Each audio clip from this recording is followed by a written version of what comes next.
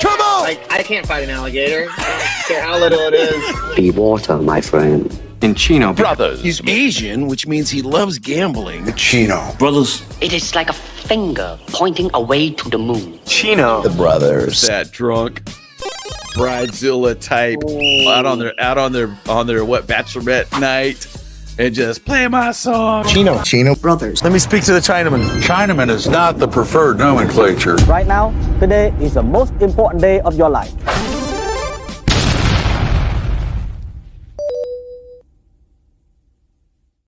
Right now, today is the most important day of your life. Bro, my voice is destroyed, Adlai. That sucks. I hate when my voice goes out. It's so annoying, and it's like not much you can do. Well, and it's our instrument. Yeah. Yeah. You know what I mean? Like Without and it, yeah. And you have the better of the two instrument. Now, DJ Countdown, he got a nice voice, nice radio voice. But is it weird that we do that ad? Like when you talk to Bill Knight or you talk to, one of these classic radio dudes and you just can't stop complimenting their voice. Is that weird? No, it's not weird because someone to, hone their craft, make a living and do it for that long, you got to respect it. And it's like, man, I didn't realize that. Because too, even in Countdown, I'm sure it comes across this sometimes too. You might come across this where you're just kind of talking and hanging out. And then like people are like, oh, what do you do? And I was like, hey, I work at a radio station. Like, oh yeah, you got that voice. And I'm like, oh, okay. I don't think of it much. You know what I'm saying? But you do kind of like, it depends on where you're at too. Like if I'm on the old school station groove, it's an old school hip hop voice. But if I'm doing a read for a commercial that's like a golf course, it's totally different voice. So you kind of like, but if you lose your voice, like me, awful. when I lose my, like I get like nervous sometimes. I'm like, oh boy, better come back. Don't talk to me, nothing. It just, it's like tea and honey is what I do. Yeah, that's what I did. I bought local honey. Do you have anything open? If you have anything open, close it. Because you're a little laggy. Everything's off, but maybe I bought local honey and it was so expensive, dude.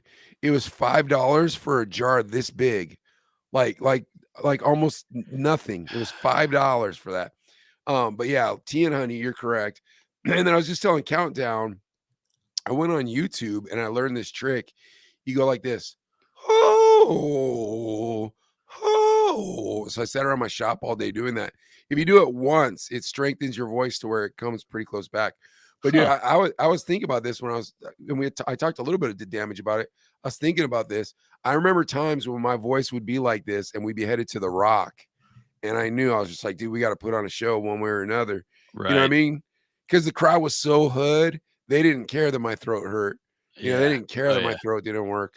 And I entertain me. That's all. Even we did that 80s ladies freestyle show, and it was one of those mics where you charge it up, but apparently someone didn't charge it up. Oh no. Every time halfway through, I'd be like, all right, everybody make some, and nothing. And you're like, we had one act coming up, No Sarah, doing her summertime jam.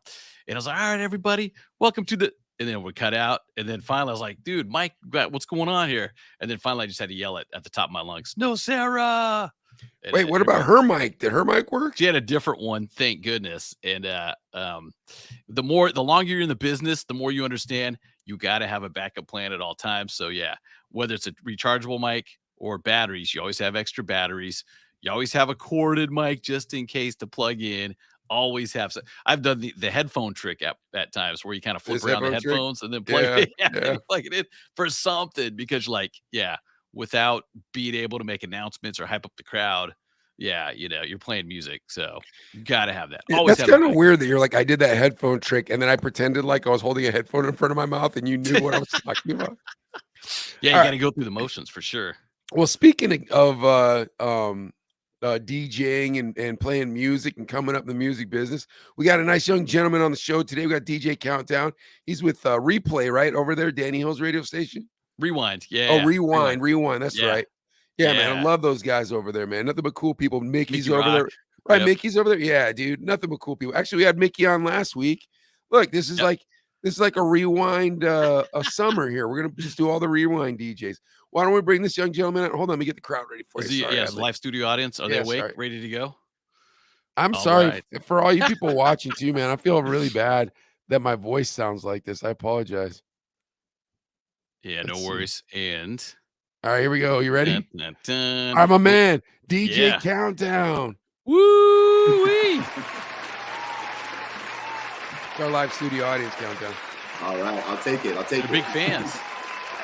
Ladies get kind of wild around here. I don't know if you're married. You might want to step back a little bit. Yeah, married. Yeah. Hear that, ladies? Happily You don't married need- too, right? We don't need Happily no new married. babies tonight. We don't need a countdown. Countdown, what's going on, dude? Thank you so much for coming on the show, bro. So, real quick, what town are you from originally? That's what we're usually Originally, no, I'm from Bakersfield originally. Lived out in Shafter till I was probably until first grade, and then came out to Bakersfield. My dad worked out here as with the farmers and tractors and Massey Ferguson and fixing tractors, selling parts and stuff ever since I was a kid. So, been from Bakersfield ever since then. That's sweet. Shafter's growing like crazy too. So we're even thinking Bakersfield Shafter is going to be one town pretty soon, huh? Dude, they've already met. I have family that they live. You go out to Rosedale and you go further west, and basically it's already pretty much come together. The Shafter and the Bakersfield housing. So there's already a spot where you don't know where it's gonna where the actual line is anymore. You know. That's crazy, man. Hey, big shout out to Tia Monica. That's my Tia right there. Shout out. Thanks for the Shout out support, to Tia. Tia. Appreciate it. It's all about family here. Very cool. Very cool. All right. So when do you start getting into music, Countdown? Well, I mean, I've been around music since I was a kid, you know, from the Earth, Wind and Fire, Michael Jackson, you know, Karen White, Aretha Franklin, old school to new school, Gap Band. You know, That's a lot of old school, bro. And we're older than you are. That's old school for us. Who was playing you this music? Mom and Pops. I'm 45, you know, so I'm not that young. I got little years on me. I'm not mad at you. You're still younger than us, though. We're Asian. We look young for the rest of our lives. You guys Now, look that being great. said, yeah, appreciate that. Now, don't sound great, though, unfortunately. Now, that being said, mom and dad, they love music. Now, are your mom and dad, like, are they going to dances and stuff like that? Or how are you? No, it was barbecue every weekend. When we moved to Bakersfield, we would be every weekend. We knew we were going to Shafter to go to grandma's, and they had the Spanish music, the corridos. We'd had the old school playing, everything, and that's just what I grew up on. So, 80s music, 90s. You know, I graduated in '96, so I'm a big time '90s baby myself. And as far as music goes. So I've always had that, and then I've always been like to dance. You know, when I go to the club, I would love to be out there. My wife and I, we'd clear the dance floor, be just taking off, having a good time. So before I ever got into DJing, I knew DJs and I would hear music, and I knew what I liked and I knew what I didn't. And when you're dancing and like a DJ just train wrecked it, and you're just standing there, yeah, it's horrible. God, you know, I'm just like, just switch the song, you know. But at that time, I didn't know anything about, you know, I just was enjoying the nightlife and everything. And but when I started DJing, though, that definitely helped, because if I felt it, if I was vibing and grooving, then I knew that was going to go right over to the crowd. So Countdown, you had a barbecue at your grandma's house every weekend, you're saying? Oh yeah, pretty much. Something either Buena Vista Lake, their house, you know, the park. It was always family getting together. We always knew that something was happening. It was either a birthday or our family finds any reason to get together and throw some carne asada on the grill, you know. Now, Adley, what he's not telling you is he's got that one uncle who's a cholo, and this dude keeps showing up. And every time when he was a kid, his dad would be telling him, like, hey, don't be messing up like Uncle Mario or whatever the fella's name is. Now, I'm not going to – I hope his name wasn't actually Mario, because – that's actually my dad's name, but that's a great one. Yeah. Yeah, that's how it got down back then, man. Especially if you're having barbecues like that every weekend. How big a family are we talking about? Oh, Lord.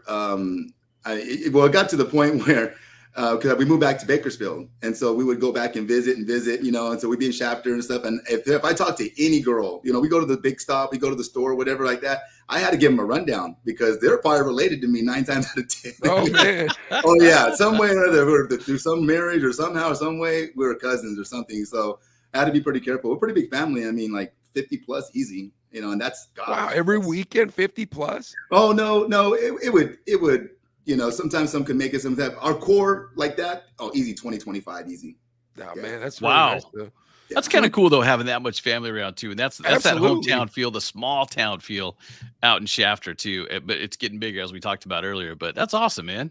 Yeah, definitely. Now, did So you that guys was like? a big influence for me as far as my music, where I started off with. Yeah. Did you like go to church in the morning all together, all to the same church, and then Yeah. afterwards have the barbecue?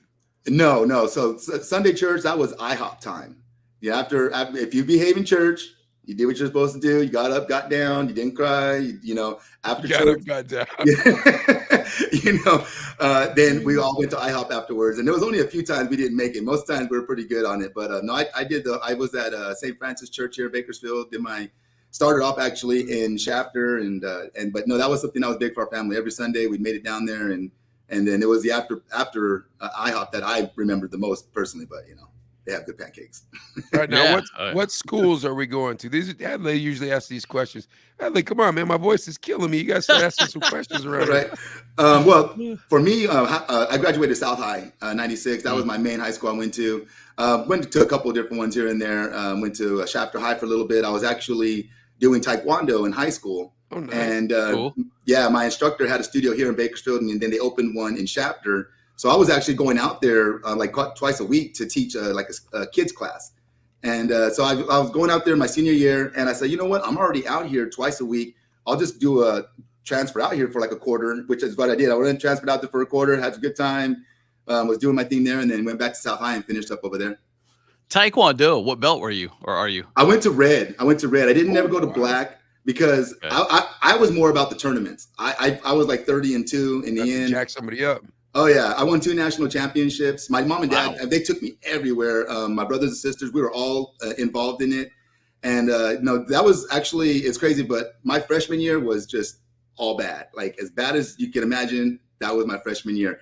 And I got in Taekwondo, and it was just like a switch. I went in there, I loved it, I got on it. I had a growth spurt. I'm 6'4", so I'm a tall guy. But my freshman year, I was like 5'8". I was, it was just crazy growth. And so with that height, I was able to, use my legs, and Taekwondo is all about legs. It's all about Kareem Abdul-Jabbar. What was that movie with Bruce Lee? It was When he took on Bruce Lee, his like legs were super long. You're like, oh my gosh, dude. was it Game of Death or Game of Death? It Game was of Game of Death. Death. Game You're of right. Death. Yeah, I did Taekwondo too, but you're right. Yeah, that kind of discipline kicks in, and you get your ish together. Yeah, well, I went on I just went on a tear with it. I won 2 national championships. It got me to where I got the most improved student of the year award at my school. I ended up getting a summer job working for the Superior Court downtown doing like computer installs. Wow. Yeah, it was a really neat program, and that got me into my IT career, which I did that for about 10 years. I was working for Atari, for Budweiser. Whoa, Atari.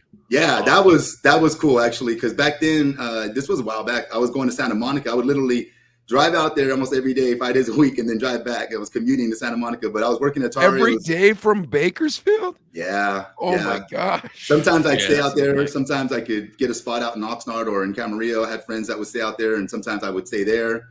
But I did that for a good little chunk, but it was a dream job. But I have a daughter that was in Bakersfield, so it was like I had to keep coming back and forth. But it ran its way out, and then I moved back to Bakersfield and kept going from there. And then, Hey, I gotta rewind a little bit. So what kind like South High freshman year? How was it bad? Because South High, because we know who else went there. Damage went there. yeah. Couple of the dudes went there too. Actually, so. actually, Matt was just right behind me. No, I mean just ditching. At the time, there was no system to like keep kids in check. Now there's like a step system, and they really do keep on the kids more. But my freshman year, that didn't exist. So I was ditching 50, 60 times a quarter each class. I mean, like I just show up to find out who was going where, bounce, and was just doing just pot and some old English and whatever. I mean, weren't doing anything. Big bottle of beer at the basketball court. That. And then sometimes you get St. Ides if it was cheaper. Dude, Whatever was cheaper. Yeah, so it would be sometimes if you got Old English, man, sometimes if you felt like you were balling if you're drinking Old English. That Mad Dog. Yeah, it was like $3.75 for Old English, but it's only $3.25 for St. Ides. And then you could get the 22-ounce Miller. And I think that was like $1.80, dude. So like if you were like mad broke, oh yeah, but you still want to drink at the park with your friends, yeah. Oh my St. god. Ides was like the mid grade, but if you had OE, you were a baller because that's what Easy E drank, dude. You're like, look at that, Yeah, man. they rapped You about can that call one it a eight lot. ball, Big old, it's yeah. just this big old bottle, right? Just ridiculous big old bottle. Like you're just like standing there with this big old bottle. Yeah. Yeah. So You Was have a it the, headache before you're done too. That beer Oh was yeah, so that's crappy. true too.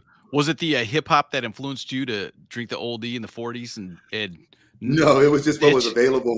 It was If it was there, we were It's drinking what it, the brother. Koreans were selling, bro. Are you kidding me? The Koreans were selling for less than $4. Right? What's up, Panama? It might have been even like $2.85 or something. I can't remember what the price was, but it wasn't very much money for a lot of beer. Yeah, you can get. Well, I mean, the gas back then was like 78 cents a gallon. Yeah, 90 or something, like you know, 95 so cents or something. yeah, Yeah. that's long All right, gone, bro. so when did you get into music? Count like when did you get turntables? When did you start getting Well, into DJing? funny thing is, actually, I lived with Damage for about a year. Like in like 97, 98. I had we I should had have a you guys house. on together. Yeah, didn't know yeah, that. yeah. No, we went back. I had a house and I was renting out a couple rooms, and he was staying there, a couple other guys. So man, it was just a party house. He'd be in there just tearing it up, DJing, and I would freestyle, and it was just something I Oh, did back sweet. then. You know, I can't do it anymore though. You're but lucky, it was you're lucky my voice sounds like this, or I start beatboxing, and then you really get in trouble. Yeah, no, it was crazy. But he would be just throwing instrumentals, and I always remember like Mobb Deep, Shook Ones, and just all kinds of stuff. And I never thought of being a DJ though. I just really loved the music, loved the vibe, just the us chilling and hearing him, watching him spin. But I never thought because at that time I'm like big time into IT work. I'm working for doing some really good work. Oh wow, you got Making into money. DJing in a later in life. Very late. Yeah, Interesting, it's about 12 years ago. Yeah. Wow, that's interesting. Very interesting. So I did the computer work, but what happened with that was I was really good at it. I just really didn't like the job. I didn't like having to work the corporate, ladder, Yeah, I and feel you the have same way. people coming at you, CEOs and digital guys and this and that, and everybody's they want their stuff done, and it was just too much in that grind. I didn't like it. It wasn't any fun, and so but it was good because DJing now there's a lot of digital. I mean, it's all digital, so. The computers, I get a lot of guys that they'll hit me up. They're like, hey, Countdown, this is going on. Something's happening. I said, hey, did you give this a try? Or, try this, try that, test it and everything and, help them out. So that experience definitely has helped me, with the DJing.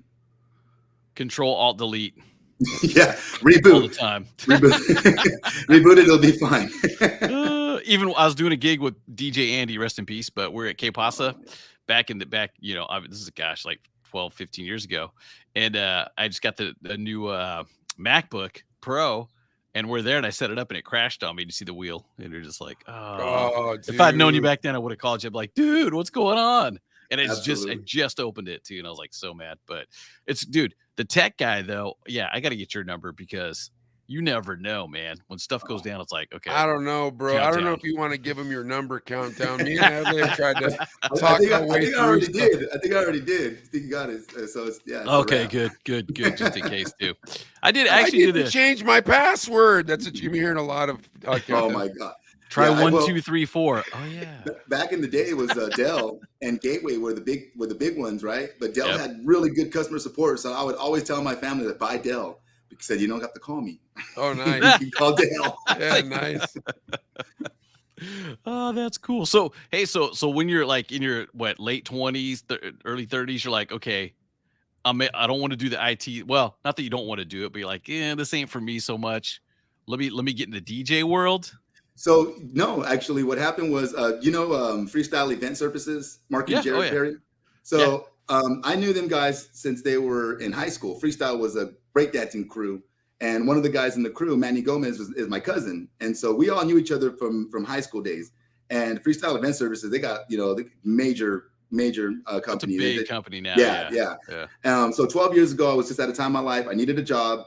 And so they were one of the many people that I had called up, and they're like, yeah, we need work, come on down. Well, not to DJ. I was grunt work, carrying speakers, carrying cables, setting up staging, breaking things old down. age too. That's the tough part. Cause of course we did that, but we were children when we did that. So we didn't care. You know what I mean? It's like, Well, the majority of the workers are like 18, 19 years old. Yeah. They're all kids, and I'm in there. But I'm tall and big. I, got in there and was working, doing it, right? So you get in there, you set all this up, right? First, you got to get it done at the warehouse. You got to put it in the truck, go to the location, set it down, set it up, bring it down, put it back, go to the warehouse, do all that, right? And the whole time, I see this guy walk in with this backpack, sets up, DJs for like 3-4 hours. Everybody's like, oh yeah. And then he just walks off and I'm just like, man, I want to be that guy, man. You know? Drinking free beer the whole time. All the Yeah, you know, everybody's girls like, want to oh, hang out. Yeah, you know, and I'm over here dirty and everything. You know, actually, I'm not there. I'll probably move on to another location to go set up something else. So I would go in on my days off though, and I would just set up the equipment and just start practicing. Because if I didn't know, they're not going to hire you. You know, so I figured if I can learn it on my own. I was an IT guy, so I had a computer. I would get a hard drive. I went and bought my initial like startup music library from a guy in Fresno. And then I just started practicing, got a little Newmark Mix Track Pro, you know, I call it my little Toys R Us mixer. But bro, that thing worked for a good year. And I rocked out all kinds of little parties. And then finally it just kind of fell apart because, you know, it is what it is. But it got me started though, you know. And once I got to that point, then I fell in love with it. I was like, oh, I want to DJ. And I wasn't getting enough work there. They had a real good selection of guys to DJ and do their gigs. So I ended up working with Manuel Gutierrez over at the Elements venue. Manuel, nice. Manuel G's the homie, dude. Yeah. And that guy, oh my God, he hooked me up. He taught me so much from DJing, from catering, to bartending, to running his super gracious, you know, super nice guy. Super nice guy, One of the nicest guys in Bakersfield. Absolutely, and he got his business down. Like the guy's solid. Oh, he's a hustler. Yeah, 100% hustler. I'm not saying he ain't a businessman, but very sweet person. Like just one of the very almost like a grandfather's soul. You know what I mean? Like old, about his family, about his Yeah. friends, like absolutely. So very that's what I really like old school beliefs, very old school kind of machismo. You know what I mean? Like absolutely, yeah. Great And that's where I really because I was doing everything like from weddings where I would go to the wedding, set up, DJ the wedding, break it down, come back and everything. But it was because I worked with him with so many weddings and saw how he had done it and what he taught me. And that's where I really, really got my DJ skills down. And it was his mentality too, which I am inherently that way too. I don't do anything halfway. I'm very much about, you know, having the right equipment, doing things and you know, making people happy. So it was easy for me to fall right into that pattern. But at the same time, like he was teaching me, I learned how to rock it on turntables with him. And then I have controllers. That's all I use. I don't use turntables anymore. But, you know, if somebody put a setup and I needed to get down, I mean, I could jump on there, no problem. But I worked with him for a couple of years and that was going well. And then I ended up moving on and I got with Tony Camarena. And he does a lot of locations here in Bakersfield and karaoke. But that's when my karaoke career started was with him. And I was doing like 4 or 5 nights a week just with him. Yeah, working. So I go pick up the equipment, go rock it out, make my little cut, take back the equipment. Because I had nothing. I only had just my computer. I wasn't, you know, really. And over the years, I just built up my equipment. And finally, that's when I was able to, you know, tell him, say, hey, brother, I'm ready to make it on my own. And I've been doing that for probably about 8-9 years now. Yeah. And Tony, we have the Tony connection because he was at KBDS at Campesina and all that. So he promote when I was back in the day. Yeah, it's now Forge 103.9. Back then it was Play 103.9. But yeah, he'd come around and they'd team up and do promotions and stuff. He started his own tequila company too, right? Wasn't that him? I know. He had an insurance company. He had the insurance too. Yeah, he has an insurance company. He has still Camarena Insurance that he's still running. Okay. Yeah. But really good dude, solid guy. And just back to you though, real quick. That's weird because I thought it would have been karaoke first, then DJing. But so you started out DJing, picking up whatever gigs you could. Yeah. And, I would do gigs for $25-$50. I mean, mind you, this was a while back, so it wasn't as bad.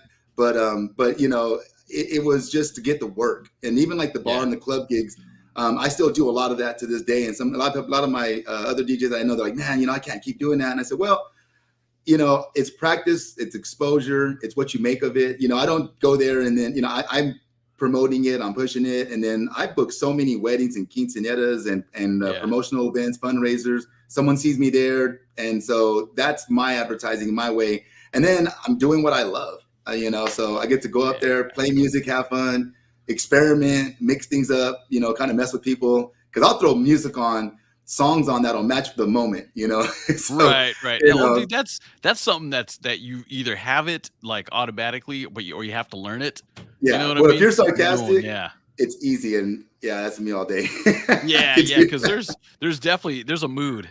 I mean, the DJ controls everything as far as like from how people are feeling to, and you run through those emotions and whatnot. I mean, Oh yeah. I Or think wedding, when you're doing a wedding, it's like, oh, it's party time, but then there's also emotional time, sentimental Yes. time, where it's like, hey, it's time to just focus, bride and groom, family, all that stuff. And if you're a DJ at a wedding and you can make people party and get crazy, but also make them cry, Yeah. that's clutch, man. Yeah, reading the mood and knowing the mood and playing to it, huge. Oh my gosh, dude. My house is flooding right now. That's why I'm crap, like dude. checked all the way out. I'm like, what's going on? Oh no. My house On all is the flooding. sneakers too. I'm like, what is going on? And so I text my wife. I'm like, why is the house flooding?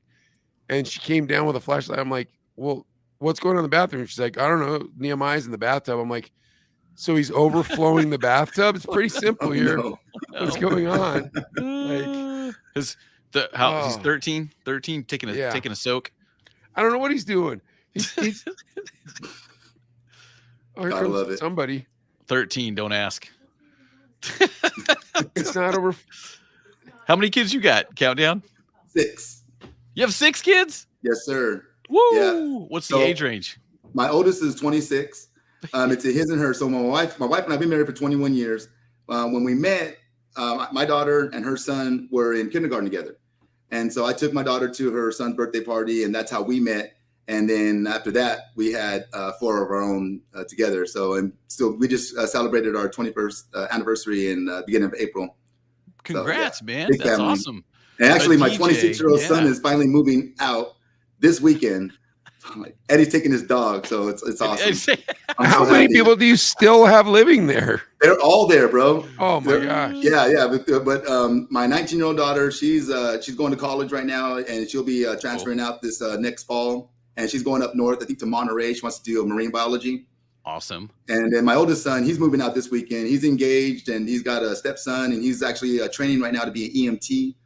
So he's well on his way, and they got their keys in hand this weekend. So they're all excited, as well as am I, because I've already got plans for that room.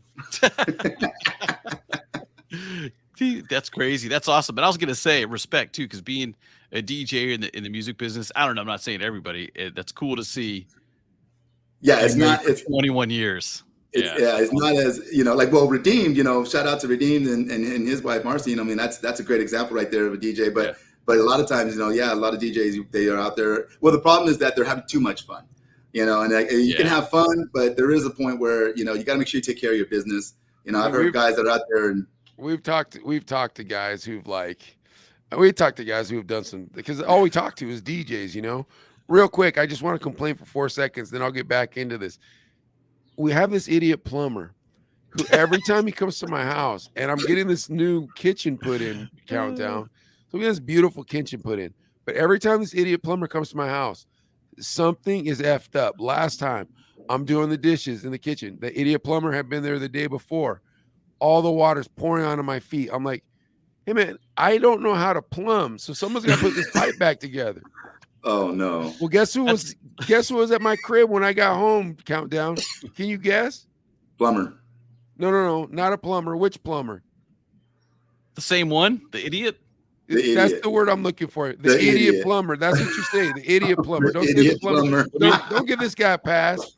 I got to interject. Maybe he's smarter than you think, because he stays busy and has work over there. It's like, get your breaks done. And next thing you know, like, hey, you need me to come back, huh?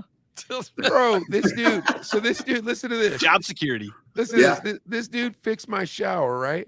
And every, I'd say at least 9 months, he have to come back because my shower was leaking. So I'm like, man. And then one time Sherilyn called him, my wife called him. This dude was like, I can't get there for 2 weeks, but it started really dripping. So I'm like, man, I'm going on YouTube.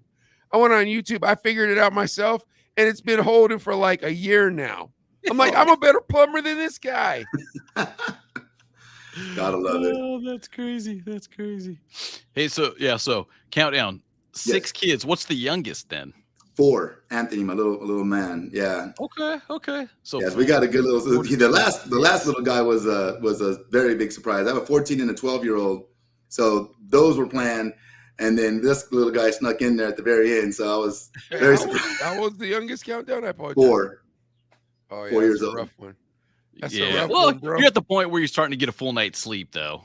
Oh By yeah, 3, yeah. 4, that's yeah. Yeah, but he thought he was almost done. He was like, oh, But he's at least off the diapers. We're done with diapers, like that's been long gone. And, so he maintains himself pretty well. And then, what do you call it? My son's stepson, they play a lot together. So that's been really good for them. Okay. Wait, Perfect. Adley, could you have a 4-year-old at this point? I don't know, man. Exactly, I don't know. dude. That's not a question. If it's gonna happen, it's gonna happen. No, I'm with you. You're gonna be ready. Yeah, I'm not saying that like you had the option. It wasn't Well, like, wait. Hold on, Mike, I'm ordering. I could go through the motions and make one, but could I raise it? Yeah, Like, bro, I have got the that kind of energy right now, dude. Are you out of your mind? No, you know what? And what's hilarious though is he watches. He has a YouTube channels that he watches, and Ryan's World and other funds, right? And he comes up to me and he puts his thumb up, and I just started laughing, and he walks off. And then the other day, I'm talking to him. I'm like, "Hey, you okay?" He goes, "Yeah, Dad, like and subscribe." I'm like, "Okay, we gotta cut off this. We gotta cut off this YouTube." So you guys watching now, like and subscribe. Right, that's true. If you're watching the Chino brothers, like and subscribe. Here's the problem. So I started watching this show on Netflix, you guys, and it was this dude. He's like, "Look, I'll teach you how to not waste your money," right? Like, so he's teaching people how to not waste money. He met this young girl. She was 27. She's in somewhere in like Los Angeles area. She bought a condo. She couldn't really afford it. So he's like, "Look, if you want to keep your condo, you're going to have to side hustle. Like, you're going to have to learn how to side hustle." You know what this idiot thought she was going to do for side hustling? Be an internet influencer. Oh, boy. It's like, no, dumb, go cut some grass. That's what side hustling is. Gosh. Oh, jeez. Yeah, everybody's an influencer. Yeah, gotta love it. Yeah, man. So she was on YouTube like for like a month, like trying to sell T-shirts or something. She's like, "Oh, y'all want to buy my merch?" And nobody obviously bought it. And then she went back to this financial advisor guy who's trying to help her keep her stupid apartment or her condo. And he's like, "So how'd it go?" She's like, "Well, I just didn't do as well." Uber. Yeah, you can Uber. I'm with you on that too, Dan. So many things, right? Uber Eats, deliver pizzas, whatever, man. Swallow your pride, dude. You got to make some money around here. Oh yeah. What's the weirdest thing you guys ever did as a side hustle for money? Weirdest. Well, I did everything from Kirby to the Cutco when I was young, not knowing better. Yeah, that was harsh. It's a bona fide hustle. Selling knives? Was that the selling knives door to door? Yeah. I went to the initial meeting, whatever, and yeah, I was like, "No, I'm not doing that." I DJ'd one of the events, Countdown, in Detroit. Yeah, in Detroit, dude. It looked like a cult meeting. Like everybody was there banging the things together, and then they tried to talk me into it. I was like, "I'm here to play records, bro. You're not getting me." Oh yeah, yeah. You could get to this level if you sell this many back. No, man, no. Yeah, I did it for a couple of months, and then I figured out real quick that it wasn't for me. So. Yeah, dude. I'm like, bro, and it was a sweet gig I had because like they would just introduce people. Yeah, maybe that. Didn't make money there either. Right? Tried it. But they would introduce people, and you would just play a song to play them out onto the stage. So it'd be like Regional Sales Director of South Dakota, Henry Smith, and you just play 50 Cent PIMP while he's walking out. And like the guy just thinks he's a rock star. You're just like, I'm getting free food this weekend. I'm getting $600 for this, and they put me up in the Marriott. I love Cutco knives, but I was never going to sell them. Delivered telephone books. We did that too. I did that too. Yeah. Oh my God! Right? Yeah, we did that. I feel like me and Danny did it. Oh my gosh, dude. We did that remember Acid from The Rock? This is out in Arizona, Countdown. This is where we DJ'd at all the time. But he was one of those dudes. He made money at the club, owning the club and doing concerts and stuff. But I was like, I'm delivering phone books, dude. And I just did a couple of them. He's all, dude. And then he was doing so many. He picked up all the routes and everything, and even rented like a golf cart Acid for him. Acid did phone books. Telling me, yeah. He's all, dude, it's awesome. I'm making so much money. And I was like, man, that's way too much work. But he's like, yeah, no, we rented golf carts and would just like throw them out. It was awesome. I was like, that's actually pretty smart. But one job side hustle, we got to do it. Yeah, one side hustle I remember. I was trying to think of some, but I remember this one. So it was like a foam in a can, and it was used to clean your car. So you spray it on your car, and then you would just wipe it off with the towel. So it was a waterless car wash, right? So what you do is You would did set, like the street hustles, dude, like the Oh, yeah. knock on door hustles, bro. but that one they would set up at the gas station, and they get permission, and as soon as you would watch, as soon as the person put the gas pump in, then you approach them because they're stuck, right? And you come up and say, hey, you know what? Can I just clean a little part of your car? I want to show you something real quick. This will do your window, it'll do your car, it'll do your tires, whatever you're looking for. And then if you're in an apartment, you don't have access to water, boom, boom, boom, one can of wash your car twice.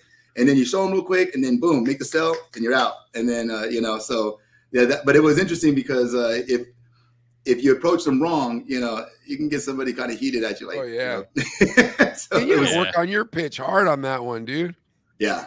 Yeah. You had to get in there and really just start talking and just kind of like not really even really ask them questions. You just start talking and you start showing, you just start nodding your head and So, they just, count down realistically. What's the difference between what you were doing and those dudes when you go down to Ensenada or San Felipe or TJ and they just start washing your windows real quick and you're like, hey man, I don't want to give you no. What's the difference between you and them, dude? hey, they make money. Not much, but at least with that, you are getting a product sold and you hit your numbers and then you can leave early and then you go Dude, party. Countdown is a bona fide hustler, dude. That's nice, dude. That's Make enough for a great. 40 oldie, bro. You good. Right. They do down that the too. When you go to basketball LA, right? They just have the old newspaper and a crusty homemade mixture of something. And you're just like, what are they spraying that? You're kind of like, dude, here's $1. Don't touch my windshield. Yeah, dude, I please. don't want you touching my crap. Oh, I know, right? Yeah, you're gonna It's scratch like- my car up with the dried up booger on your shirt or something like Or that. it's just like the water's kind of yellowy that they're about to spray it with. And you're Yeah, just like, dude, yeah. dude, You're just absolutely hit me. correct. It's like, that's not fabuloso. You better get away from my car, bro. Like, All right, well, Chicle. absolutely. Danny at the border like that. You see Danny? right. Danny looked like he was 15 years old, dude, till he was like 28. He was like, do not go to Vegas with that guy, bro, because you will not play cards if Oh, you the are, All right, speaking of side hustles, DJ Countdown, we got this brand new game we're introducing this week. And it's all about this new American side hustle. Danny already brought it up for us. It's called OnlyFans. So now if you're watching TikTok, a while ago, I was watching TikTok. Adley told me, I said, Adley, I'm looking at TikTok. There's all these thirst traps on here, dude. It's kind of weird. And he told me they're advertising their OnlyFans, Mike. I said, you really think they would be advertising their OnlyFans? He says, yeah.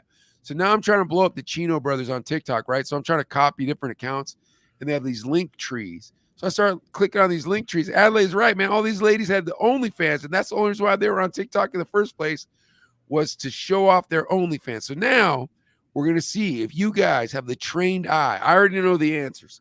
But we're going to play these ladies, and then you're going to guess whether they're on OnlyFans or not on OnlyFans.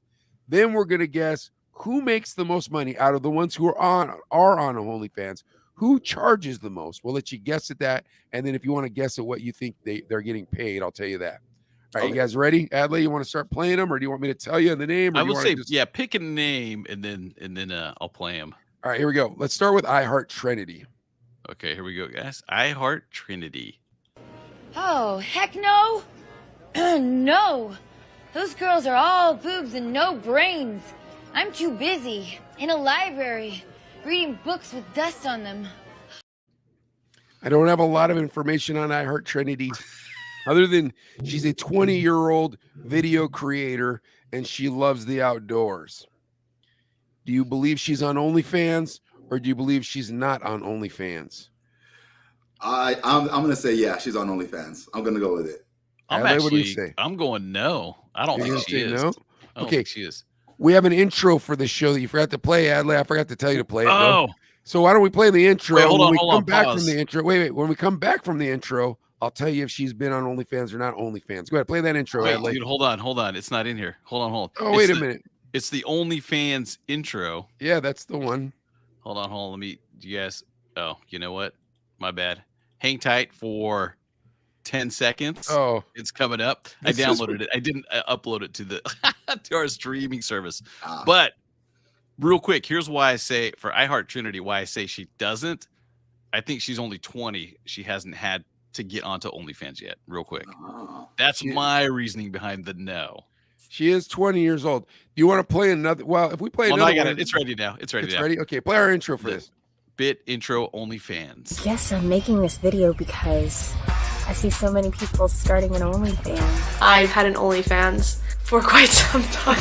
We're gonna take down OnlyFans. I am an OnlyFans creator. I am an OnlyFans model. They sell pictures of their butthole. And Did it die? Hold on, let me try it again. I don't think it uploaded all the way, Adley. Let me try it again. It says 23 seconds. Ready? Here we go, guys.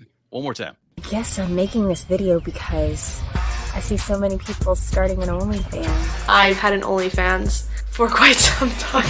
We're gonna take down. It's like stopping at 6 seconds. Hold on. Do we know a tech guy that could help me with this? Oh, Hold good on, luck, let me try. Countdown. Good luck. Hey, my phone's ringing. Hold up. I don't know, dude. It's stopping at 6 seconds every time. Hold on. Hang tight 1 second, guys. I'm going to delete and re-upload, see if that fixes it. It's about 23 seconds, though. That sounds right. Right, Mike? I think so. That sounds just a... All right, well, quick let's keep discussing iHeart Trinity. So you're saying no OnlyFans while we're uploading the new video. Yeah. And Countdown, you're saying yes OnlyFans. Why would you say that? I think it's that it's almost too obvious. Like she's trying to make it, just too obvious. Now, mind you, she might have an OnlyFans and not be, doing much on it. Somebody pays and jumps on there, puts their money in. She made her money. So now, does she look attractive enough to have an OnlyFans? Realistically, you think so? Yeah, you think? so. What do you say, Adley? Everybody has There's a niche. a like. You know what I'm saying? All Everybody right. has a preference. So All right. Well, guess what? Countdown was correct. Now, she does have an OnlyFans. now, Countdown. Can you guess how much she charges a month? Ooh, 45. Is that low? I don't know. Ad, what do you say? 45. I think that's too high. I'm going to say 20. Adley, you're close. She was 22 a month. Yeah, Ah. 40. The problem is we've done a lot of OnlyFans stories, Countdown, so we kind of know what the people charge for things. And I think Coco, Ice-T's wife, I think she's $19.99. Oh, So, wow. But she doesn't do anything freaky deaky. That's the problem. So why would you pay that? All right, we got that intro loaded? Try it again. Let's try it go again. for it. I deleted it All and re-uploaded. Here we go. I guess I'm making this video because I see so many people starting an OnlyFans. I've had an OnlyFans for quite some time. We're gonna take down OnlyFans. Oh, keep It's stopping. freezing at 6 seconds. I wonder if it's some weird issue. I want to watch it. Dang it. Well. And our viewers just tripled when we started talking about OnlyFans, by the way. Oh, really? All right, what the why heck? don't you do this, dude? I'll try to find that intro somewhere, and you go to the next to Layla Scullion. What about Layla Scullion. Okay. Yeah. Layla Scullion. Here we go, guys. I gotta get ready, make everything right. 'Cause all my rowdy friends are coming over tonight. Do you wanna ride? What do you think? What say you? Layla Scullion. I'm gonna say no again. You're gonna say no again, huh? I think I'm gonna agree with Delay at that. I think it's You go with I think Adley it's on no. that one. You're going for round 2 on this, Adley. And I think it's because iHeart Trinity was a yes. I'm thinking Layla Scullion is a no. And actually, we're getting some. Well, let's see who's coming up on. well, how about this? You know what? Comments. Here's my question. If you're watching this, you guys can vote as well. Online. Is that what Dana says? They're all online hosts. All right, here, I'm going to try to share this with us. Okay. I'm making this video because I see so many people starting an OnlyFans. I've had an OnlyFans for quite some time.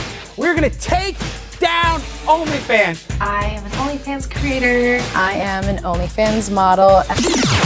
They sell pictures of their butthole. And that's stopping. That's done. All right, so All right. that's what the bit should look like when we start every week. Hey Okay. guys, welcome to the Chino Brothers new bit. It's called Are They Fans of OnlyFans? You just saw that intro, and what you were watching with Adley and Countdown was a preview of what we're about to tell you. Here we go. All right, so Layla Scullion, you guys are both saying no OnlyFans, correct? Yes, exactly. No. Correct. You're correct. You're both correct. She does not have an OnlyFans. I think it was the way that she pointed out to her purse, and she pointed out to her boots that she was more about clothes. Oh, very good. Very good. But once she sees that she can make more money on Well, OnlyFans, see, now you're trying to tempt her. Well, here's the thing. She's classic country. She's pro Texas. She lives in Vegas, and she's into Western fashion and country music. Classic country music. All right, let's try Moose Mischief right here. You ready? Go for it. Moose Mischief. No, but it's not funny. At the end of the day, is it? It's serious. We could. All right, Moose Mischief is 19 years old. She's into digital art, gaming, cosplay, lives in South Dakota, and she's a student. OnlyFans, no OnlyFans. What do you guys say? I'm gonna say I hope not, but wait, what's the difference between her and I Heart Trinity? You know what? It was just something about the way she, I don't know, just her voice, her feel, and she wasn't standing up. That was looking all bad there. Keep that to yourself. Well, that's not her voice. That's one of those TikTok things. They do that thing where they'll lip sync. Voice that thing. Yeah. Dude. Nah, she's definitely on OnlyFans. She's about that money. She's a gamer. She's all digital. She's like, I can make money doing just kind of hanging around with the camera, whatever, and then go back to gaming, make a bunch of money in the game. She might make money gaming too if she's good. I don't know, but she's definitely on OnlyFans. I think she also has cerebral palsy, though. Really? Yeah. Think or some no? I think she has some sort of disablement. Okay. Do you still think she does OnlyFans? I still think she does OnlyFans. I'm saying no. Countdown, man. You are smoking Adlai at this game because you're correct. Really? She is not on OnlyFans. Is not interesting. Huh. All right, here we go. Let's try Rose Baker now. All right, guys. Rose Baker. Never told anyone this before, but I'm addicted to peanut butter. All right. 26-year-old IT teacher in high school in San Diego. Is she an OnlyFans model or is she not an OnlyFans model? That's a tough one. I think she is. I'm kind of going on a limb though, because it's kind of sketchy for teachers to do that, right? Like having some of them lost their jobs from doing that. Yeah, that's why I would say no, because she's a teacher. I think that's the obvious, so I'm gonna go the other way. I'm gonna say yeah. You're going yeah? See, yeah. I'm going no because see, yeah, you're just picking what I don't. So come on, you're getting skunked. You should probably just ride with Countdown, bro. Oh my gosh, dude. I'm not trying to tip the scales, Countdown, but one of the two of you is correct. And it's usually Countdown. And it's been Countdown every other time. Oh no. Yeah. I don't know if that's a good thing though. I don't know. Yeah, she is, dude. She's an OnlyFans model. She's an OnlyFans model. And guess how much she makes? How much she gets paid? What's your guess, DJ Countdown? I'm gonna say like $15 a month. $15 a month. 15. Remember, I Heart Trinity made $22 a month. I'm gonna say, I think it's more. I think she's closer to $30 a month. 25. I'll say 25. Final answer right there. Price is right. Countdown. You're saying that I Heart Trinity is worth more than Rose Baker? It's to me, what threw me off is that voice. You have to understand something. There's not their voice. They're lip syncing things. That's what they do on TikTok. You've never been on TikTok, have you? I'm not a TikTok user. Get on it. I've been told that. I know I hate social media so much, but we have to do it. And so they that's the next one I need. They lip sync stuff on TikTok. She didn't find a better voice. It turned me off. All right, but you're saying $15 a month. Yeah. Well, guess what? One of you is 1 penny off. Oh snap! Yeah, and it's Countdown again, dude. This guy must have played this game before. He must be on OnlyFans, bro. Countdown's on OnlyFans. Yeah, what's going on here? You know what? Okay, I have an OnlyFans. You do? Yeah, $14.99 a month, dude. She's $14.99 a month. All right, now mine's only $5. Yeah, well, then it's this next one. Check this one out. All right, Adlai, you want to play Miss Chloe Carter? Go ahead. All right, Miss Chloe Carter. Everybody told me that I sound like CG5. Probably because I am CG5. All right. OnlyFans, no OnlyFans. I'm saying no. I'll go first, so you can't say I didn't go up and sit with you. I was gonna say yes. We make this one for all the points. You know what I mean? Like this will be because you've been countdown. You've got so many points. That the only way I'd like to win is if you do one for all the goods. You know what I'm saying?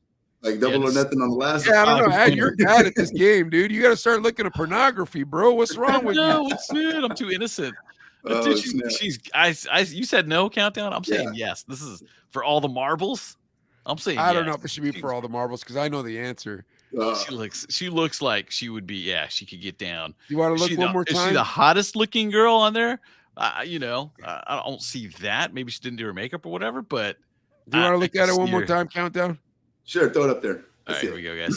Everybody told me that I sound like CG5.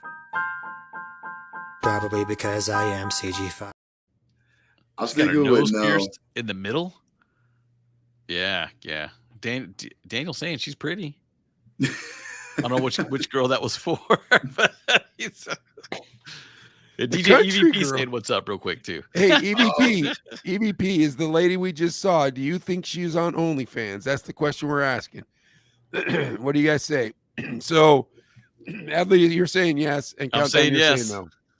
I don't think it should be for all the marbles, but you know what? Here, this is exactly what we'll do. Adley, you were right. Now, here's the thing. This lady was a disgraced teacher. Her and her husband had sex in her 8th grade classroom, and she got caught putting it on OnlyFans. Now, here's the thing. Between iHeart Trinity and Rose Baker and Miss Chloe Carter, who do you think has charged the most and made the most on OnlyFans? So first one you have is iHeart Trinity. Adley, you want to play her? Yeah, here we go. Oh, heck no. No. Those girls are all boobs and no brains. I'm too busy in a library reading books with dust on them. All right, now Rose Baker. Never told anyone this before, but I'm addicted to peanut butter. And once again, not her voice. And then lastly, Miss Chloe. Miss Chloe. Everybody told me that I sound like CG5. Probably because I am CG5. All right, who's making the most out of those three? What do you guys say? Who made the most on OnlyFans out of those three? I'm going with Trinity. I'm going Miss Chloe, and because of the shock value, because she got caught, I felt like I saw this story on a news feed somewhere. It was the husband and wife. That's right. A few months ago. So I was like, dude, shock value. It's one of those things like Pam and Tommy Lee. You're like, you got to see it, which I never saw, by the way. But it's one of those like, whoa, I got to see this. You were correct. It was Miss Chloe. Is it pervy dudes? It's an excuse to watch it, really. Dude, she charged $5 a minute. Whoa. $5 a minute, dude. So she could talk to you, bro, probably with no clothes on or something, or maybe with a carrot in her butt or something. But like, still $5 a minute, bro. Who's gonna pay that kind of money? Not even the psychics charge that much. That's crazy. I know. Miss Chloe. EVP was saying no, by the way. Miss Chloe, I bring Miss Chloe back. $2.99 a minute. $5 a minute? Yes, I'm making this. Well, that'll cost me $10 to. I see so many people starting an OnlyFans. I've had an OnlyFans for quite some time. We're gonna take down OnlyFans. I am an OnlyFans creator. I am an OnlyFans model. They sell pictures of their butthole. And that's stopping! That's done! This has been Are You Fans of OnlyFans? We'll get better at that, Adley, as time goes on. You know what I mean? We're like we'll know how to play an intro and how to do that. For our first time doing the show, I felt like that was a pretty good bit. What do you think, Countdown? Oh, yeah, no, it's great. That was fun. Countdown was the guinea pig for this one. I got asked, though, so Miss Chloe made the most money out of all those. Yeah. Is OnlyFans replacing Instagram? Because it used to be I'm an Instagram model. Now I'm an OnlyFans model, or it's different, I guess. But it's pornography, dude. Basically, yeah. Yeah. like that's the thing about OnlyFans. Like, I don't understand the concept of it when pornography is so free, dude. There's so much porn. You will never stop watching porn. If you start watching porn right now, and you have great grandchildren, they won't stop watching porn until the porn is empty. There's so much, dude. I think it's like I know that they had that where you could hire a star to like send you a message, and they would tell you happy birthday. Cameo. Yeah. I think it's something kind of like that because like of course you can just type in one word and pull up porno for days, but it's all these people you've never seen or have no idea who they are. But you can actually pull up somebody that you've seen them in movies or know who they are and can relate, and then get to go see them naked or I guess whatever it is they do in there. That's I guess I can say that's where I can see the appeal of it is. Is there really that type of an appeal when it's 11:30 at night and you're on your 9th beer and your ex-girlfriend isn't calling you back? Do I really need to see Charo from the Love Boat come out and, tell me nasty things or whomever? You know what I mean? It's like, look, I don't like pornography's pornography. Any dumb that's paying this kind of money. Adela has a theory that the guys think that they're going to win the girl over, like that somehow being a simp for the girl will make the girl happy. What do you think of that, Countdown? That make the girl happy as far as like being a simp. Explain it to him, Adley. The virtual hug, whatever. It's like okay, I'm gonna keep tipping her on this virtual platform, thinking, I might be able to actually get her attention, and she'll be like, maybe we should meet somewhere in person. It's really not really much different than like the strip clubs. I mean, the guy goes in there and the girls gives him all this, potential and whatnot. He spends a lot of money, and then at the end he gets a fake number and then moves on, and or something. I mean, so yeah, but there's friction at the strip club, dude. Like, you know what I mean? Like, it is what it is. Like, yeah, but they come back looking for that particular person. So yeah, because they're freaks, they're weirdos. Oh yeah, of course, yeah. I mean, you have people looking at feet and crazy stuff. Like, I don't get it. Hey, Countdown, have you ever been to Bottoms Up Coffee?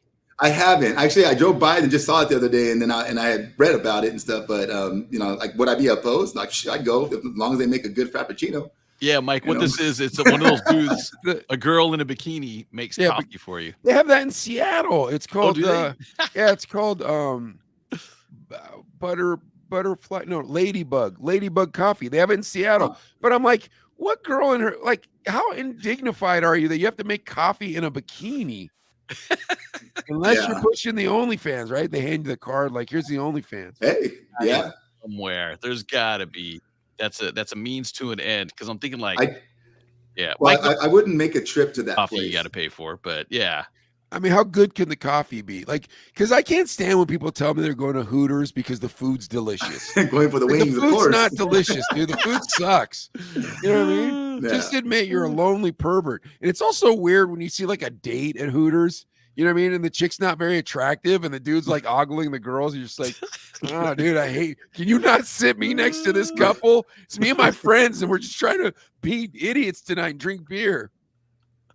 Sports and beer. Keep it simple. Sadly, well, not sadly, I guess, but the Hooters in Bakersfield actually closed down after a good 10, 12 years or whatever. But I was like, I drove by and I was like, that's not there anymore? What the heck? We had a guy that would do fantasy football. He had to do the draft there. So we'd go there for the draft and the football. But once we figured out you could just kind of do it online. Danny Hill was in that league, by the way, too, but he always did it online too. But yeah, because Danny didn't want to go to Hooters and look like a creep. All right, so here's my question for you: is it like when people like? So I don't think it's bad to go to Hooters if it's like you and the homies and there's football on. You got it? Fair. But is it weird to like go to Hooters and eat lunch by yourself, like you do at Applebee's? You know what I mean? Is that kind of? I think that's weird, isn't it? Yeah, I would never. I couldn't see myself doing that personally. No, the only one place that I'll go and by myself really is like to go get some pho or like some sushi or something like that. You know, like I'll just dip, get a bento box, get my grub on, listen to some music, and then take off and go keep working and doing what I gotta do. But wings or Hooters like that, like no. Do you think the girls that apply there, or they're like kind of like this could be my big break into modeling. No, I do. Not Or do they? Bakersfield. Do you think it's because they know they're going to get pervy dudes and big tips? Probably. It's Or probably do they want to? it's an easy job. There's like 4 things on the menu.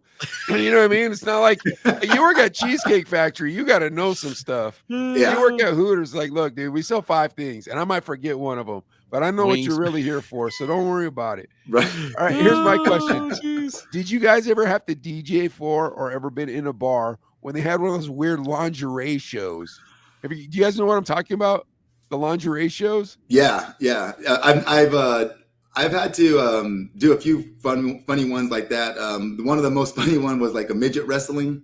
Oh wow! And this guy came out in a thong. Oh my gosh! It was a thong. Like, I guess technically maybe it wasn't, but when you're looking at this little guy and he's jumping, and I'm just like, there was nothing much to it. And yeah, it was pretty crazy. But Was that at 1933? You know what? That was one of them, and then there was another one at the Players Bar or Playhouse. It's out in Bakersfield too. Oh, that's down south off Taft Highway. Yeah, exactly. Okay, yeah, okay. Oh, yeah. wow. I DJ'd that one. That's old school. Old school. That's a little. Yeah, that's not developed. That's a non-developed part of town, if you will. Yeah, Pumpkin Center. Yeah. 1933 is a classy joint, though. That's pretty funny. Yeah, I've DJ'd there a lot. Adlai, have you ever been to or DJ'd one of those lingerie shows? I want to. I feel like I have, but I don't remember it that keenly. But I felt like I've been to like one of those bikini bars. That's and weird lingerie too, yeah. bars. Those are weird too. Like, what's going on here? It's either a strip club, because I know what that is, or or nothing. Like, what are we doing? Rick. You know what I mean? Rick I don't want to be like, what up, Rick the Rebel? I don't want to be like, am I supposed to be looking at this girl in underpants? You know what I mean? Like, if you go to one of those like lingerie bars or bikini bars, you kind of feel weird looking at the waitress, don't you? Versus if you're going to a house of ill repute, if you will, you know what you're supposed to be looking at. Right. And A gentleman's club. So speaking of gentlemen's clubs, Countdown, you got to get on TikTok because every week we find our favorite TikToks. Now, Adlai, can you find us one of our new favorite TikToks? Okay, in no particular order. Here's number 1. Ready? Wait. Maybe it's number 2. Nah. Oh wait. All right, I'm gonna play this one. Okay, here we go, guys. TikTok. There should not be one billionaire in America. None. And I'll tell you why. Because there is nobody that works hard enough to earn $1 billion. And my argument is this. The 2 jobs I did in my life that were physically the most demanding and mentally the most difficult that I ever did paid me the least amount of money.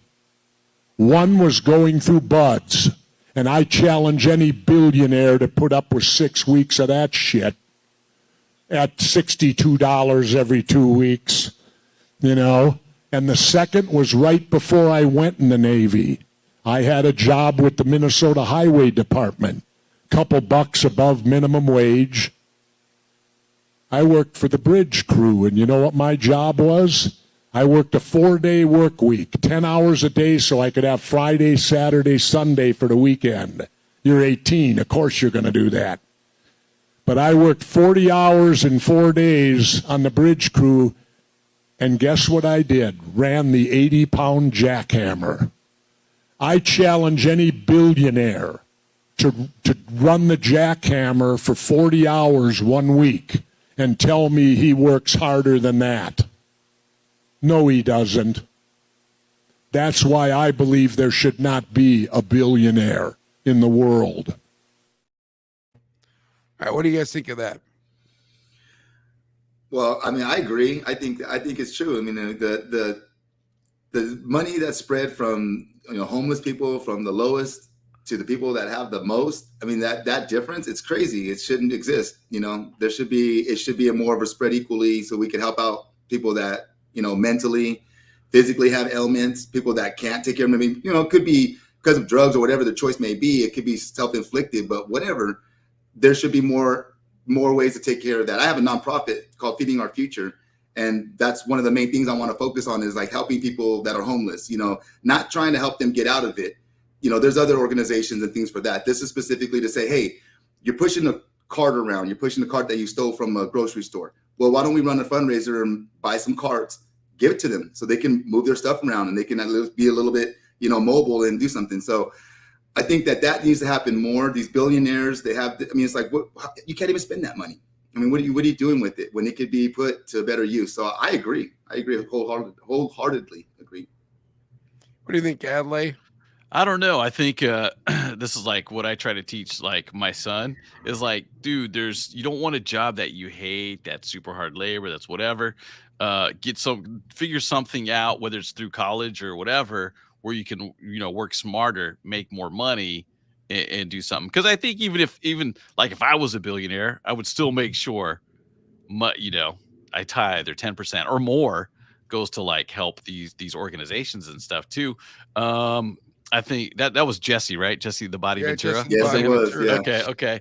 And I'm just thinking like nobody told him to run a jackhammer when he was 18, but I mean when we were all younger, we did all did crappy jobs. You know what I mean? And my motive and Mike, I know Mike you did day labor. When you have jobs like that, when I had jobs, you know, whatever, working 14 hours in the kitchen, burning your hands all the time and stuff, you're like, I don't want to do this for $1 more than minimum wage. I want to find something better and make more money and hopefully not be as stressed out by it. So I don't know. I think here's the real question I ask myself is, do the Elon Musks, the Jeff Bezos, the Bill Gates, do they deserve to be millionaire or billionaires for what they've done? I don't know. I think people get all upset about that type of thing. I think to me, it's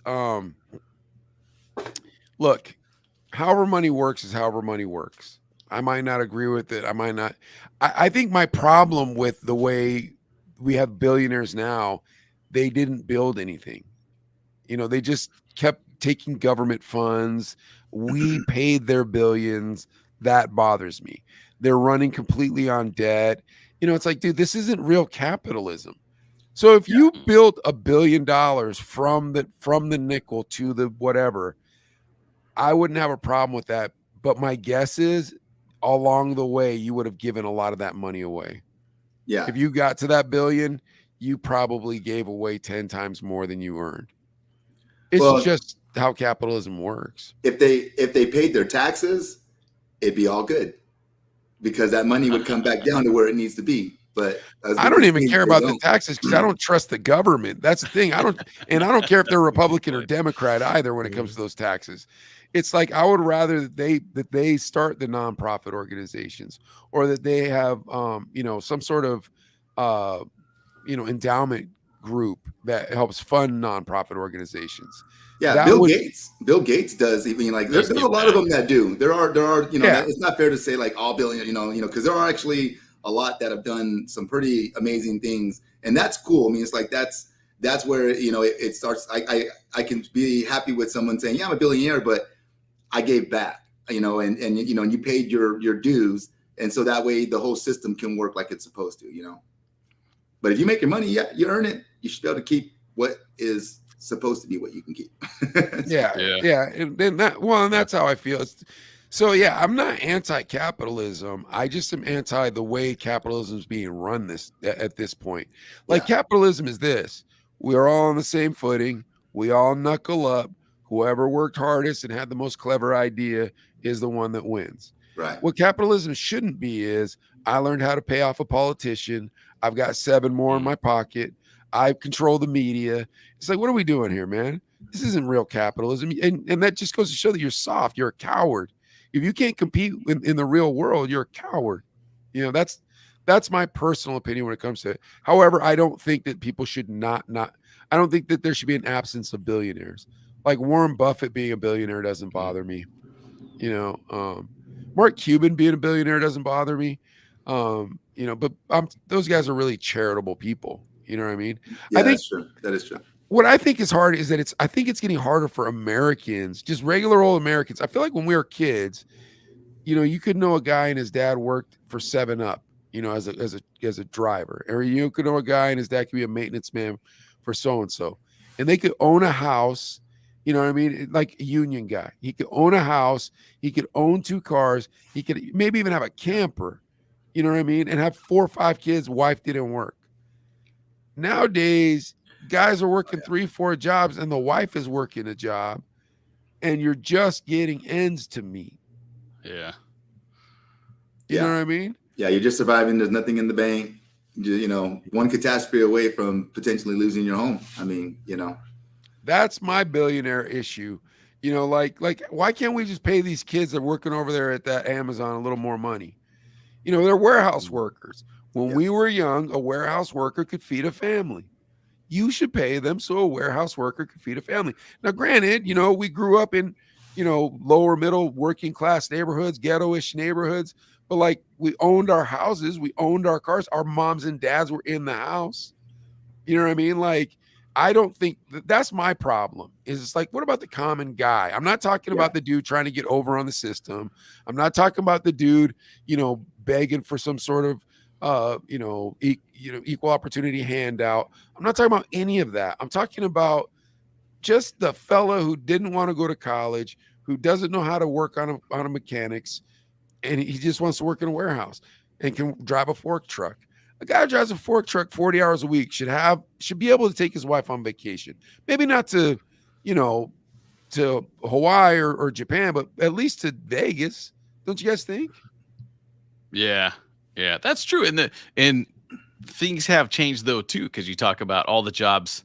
A lot of those jobs aren't around in the United States. I mean, look at like Flint, Michigan was one of the places where they built cars. Now it's nothing. There's nothing there. There's no jobs. Everything's down. You know, they build cars in Mexico and other countries. So it's a tougher situation. And the sad part is like even Amazon's slowing down. Yeah. And it's getting scary now. So and for you guys, that's real scary because that's a huge employer in your neighborhood because you have so much land that they can put all the centers there, the Amazon fulfillment centers. Distribution. Yeah. And it's only been here for what, 5 years, 6 years? It hasn't been that long. So I don't know. We'll have to see what happens. Let me ask you guys this. How much money would it take for you to stop wanting more? Ooh. You know, I'll tell you when I get there, bro. Don't worry about it. I think I'm gonna be that like how Drake says, money in the grave.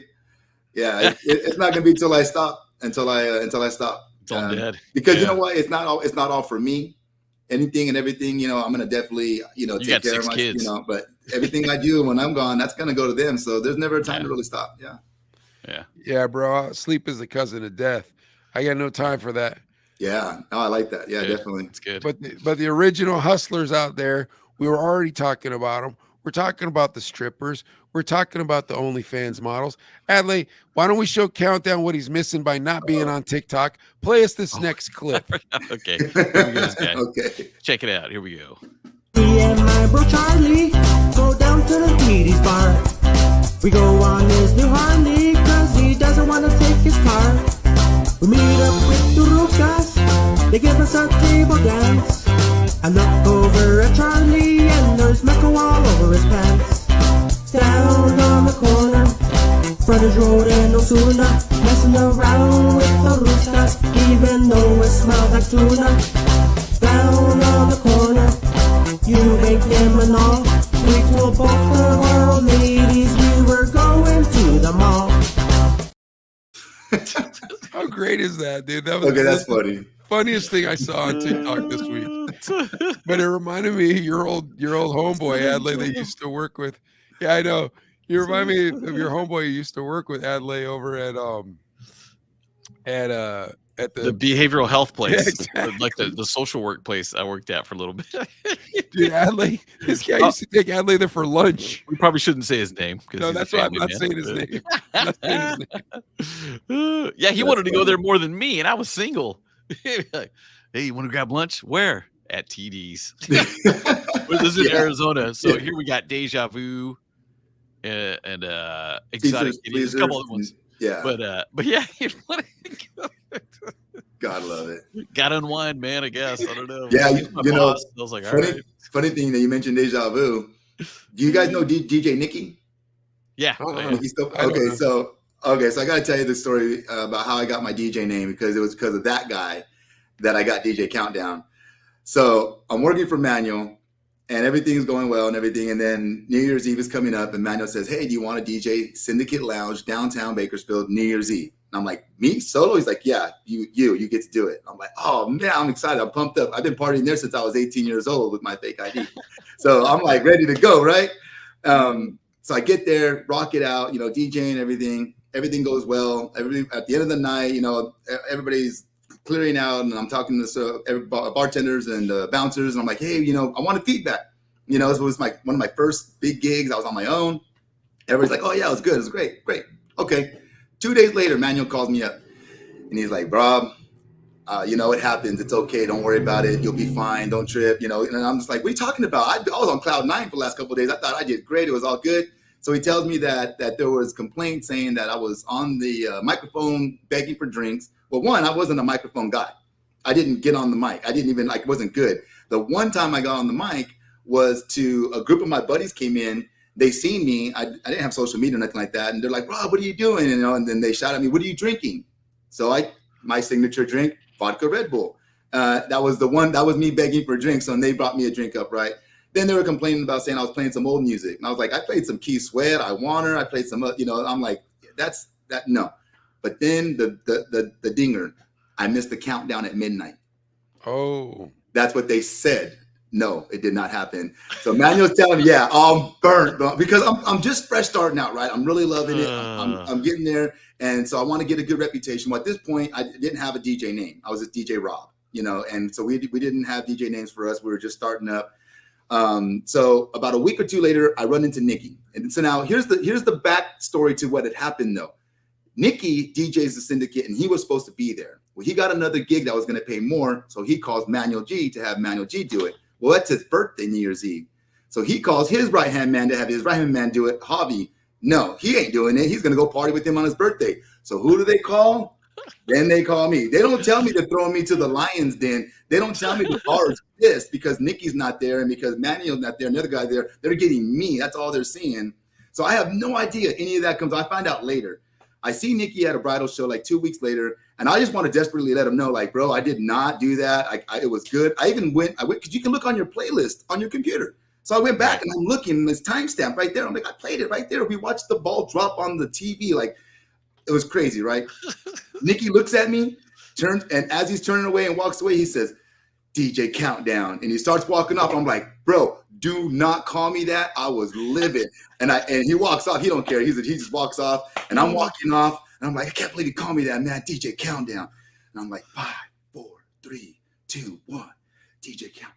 Man, I'm DJ Countdown. And then, that's pretty dope. That's pretty dope. I did a business page. A homie of mine, Rob Ascrate, DJ Fletch, he made me a logo, shot it to me, and I just started pushing it. And like about a week later, Nikki saw it, and he called me up, and he's like, "Hey, bro, he's like, I'm happy for you, man. Run with it. It's great." And I was like, "Well, I got a story behind DJ Countdown, so that's how I got my name." Dude, that's great. Because Nikki, now he lives in Vegas now, right? Yeah. Okay, he's out of Vegas. He was now. a Deja Vu like for years. Was he? Yeah. Oh, okay, but wait, was he mad about the thing, or was he just kind of making fun? Like, well, no, he was mad. I mean, like he was more giving me crap, because okay. Yeah. No, me and him became good friends. I worked with him a lot with Manuel, so he was just more giving me a hard time and stuff. But then like that's why I said he called me back and just laughed it and said, "Hey, man, glad that run with it, DJ Countdown, make it happen." And I was like, DJ Countdown, okay. I thought you were gonna tell us that when they said you were begging for drinks, it was Rick the Rebel begging people for drinks. Rick the Rebel, come on, fool, buy me a beer. Here. You did that to Mike too, did you? Do that? Yeah, to dude. What's up, bro? Big Rick, love it. Hey, we gotta send a shout out to Porterville, DJ Swift repping. Oh. What's up, Swift? What up, brother? Nice, but dude, I can't believe that idiot plumber, bro. Is it still leaking? No. Rick the Rebel said free beer. That's right. Look, right there, dude. Rick the Rebel. He knows what's up. He knows I ain't lying. All right, Adley, you want to get to the news? Yeah, you guys ready for this? Yeah, let's go for it. Let's bring it. All right, I'll read a couple headlines, okay? Countdown, and then you pick one, okay? Okay. All right, this one, okay. It could be viewed as political, but I just think it's funny. New Zealand's strongest man enters a women's powerlifting Oh, I competition. heard about this. Yeah. Yeah, to protest the transgender policy, and then the organizers actually had to change the rules. Another one is a pizza delivery man trips suspects and helps the cops capture car thieves without dropping his pizza. And I also have, I think I'm going to go with this one. This is just a music one. Post Malone breaks record for most Diamond songs in RIAA history. Diamond is in 10 million downloads, and he's got the most of them out of anybody. There's also this story too. Ludacris turns Draymond Green's stomp into meme gold. Do you guys watch basketball? Oh yeah. Okay, Draymond Green, when you see when he stepped on the guy. Yeah. Yeah. It's a bonus, whatever his name is, and he makes a meme out of it. So that's pretty funny. So, Countdown, you're our guest. You get to pick which story we read. Oh shoot, let's do the last one. I want to do the basketball one. Okay. So Ludacris, he turns the Draymond Green stomp on Domantas Sabonis into meme gold. Now, Ludacris has turned this whole thing. If you didn't see it, Mike, it's pretty interesting. Basically, the guy lays on the ground, and then the guy just kind of blatantly like steps on his chest. Well, I wouldn't say blatantly, but it steps on his chest, and obviously he gets ejected from the game and everything. Draymond Green's that guy that's very controversial, always kind of gets caught up. It's not uncommon for him to like get in heated arguments and talking and pushing with other guys on the other teams and stuff too. So, it's one of those things. But Ludacris now makes a meme clip incorporating a stand-up video. Remember stand up? Oh yeah. So he posted it, and if you remember the video, it's with they have everything big. He's got the big hands. Yeah. Right. Where he's got big shoes on. So he puts Draymond Green's on his face, and he's got these huge shoes, and he's just stomping around. It's all stand up. So it's pretty creative on Ludacris's part.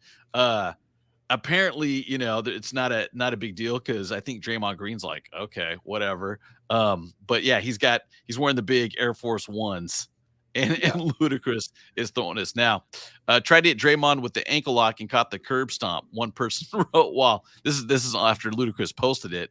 And why the F would he grab his feet in the first place? But yeah, if you saw that, I don't know. When you first heard about this thing, you're like, "Ooh, that's messed up, Draymond." But then you go and watch it, you're like, it wasn't as bad as it looked. What happened? Well, the Sabonis, he fell, but when he fell, he did actually 2 fouls. First, he grabbed Klay Thompson's jersey and pulled him down when he fell. Nobody saw that. Then he falls, and Draymond Green's standing over him, and he grabs Draymond Green's foot, and as he's trying to like step over him, so Draymond Green just says, and gives him a stomp on his chest and hops over him and keeps walking.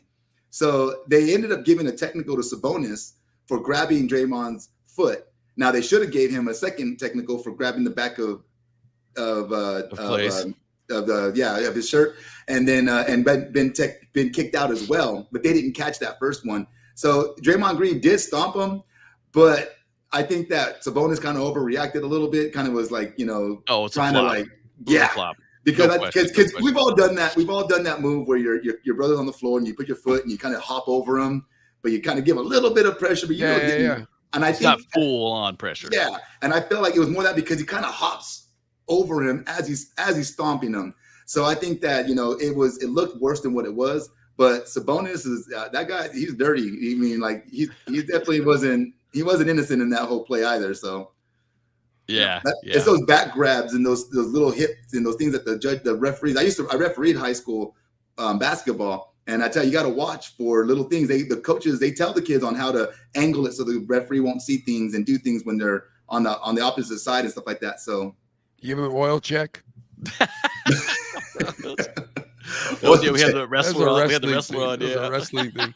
The oil check, and you can imagine what it is too. You stick your. No. The other thing was, dude. One thing I remember in wrestling too was they'd pull your leg hair. I forgot about that. Wow. While you're wrestling, they'd pull your leg hair. Yeah. Like speaking of dirty stuff. Yeah. That's funny.